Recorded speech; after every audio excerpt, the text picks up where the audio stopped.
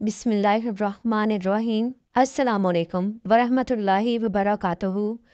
बनी इसराइल के मशहूर पैगंबर मिस्र में पैदा हुए। फ़िरऔन को मालूम हो गया था कि बनी इसराइल में एक लड़का पैदा होने वाला है जो इसकी बर्बादी का बाइस होगा। इसलिए वो बनी इसराइल के सब लड़कों को कत्ल कर देता था। लिहाजा आपकी वालिदा ने आपको एक संदूक में बंद करके दरियाए नील में बहा दिया। जो फ़िरऔन की मलका की नज़र से गुज़रा, उसने आपको बतौर फ़र्जंद पाला। बड़ा होने पर उन्होंने एक कुतबी के मुकाबले में बनी इसराइल की हमायत की, जिसमें कुतबी मारा गया। इस पर आप मिस्र से भागकर मदयन पहुँचे, जहाँ हज़रत शुएब ने उनको अपने यहाँ रखा और अपनी बेटी की शादी इनसे कर दी। 12 बरस के बाद वो अपनी अहलिया के हमरा वापस आ रहे थे तो वादिय तबा में अल्लाह ताला ने इनसे कलाम फरमाया और इनको पैगंबरी अता हुई।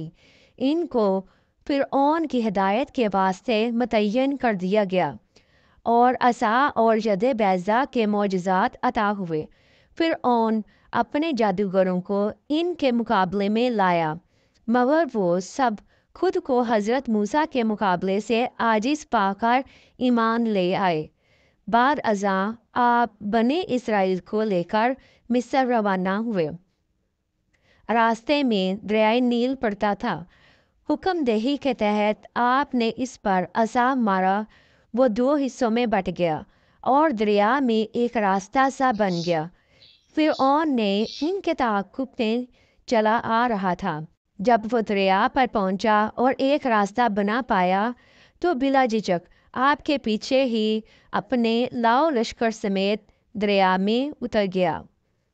हज़रत मूसा अलैहिस्सलाम तो अपने साथियों समेत पार उतर गए, मगर फ़िरऔन अपने तमाम साथियों समेत दरिया में गर्क हो गया। फिर आप कोहे तूर पर उतर गए और आप पर तो राह नाजिल हुई, लेकिन आपकी गैर मौजूदगी में सामरी नाम के जादूगर ने बनी इसराइल को बछड़े की इबादत करने पर आमादा कर लिया था। वापसी पर आपने बछड़े को तो आग में डालकर गला दिया, लेकिन बनी इसराइल को बजाय शहरों में बसाने के एक बियाबा में ले गए, जहाँ 40 साल का अरसा इन आदतों की इस्लाह में गुजरा।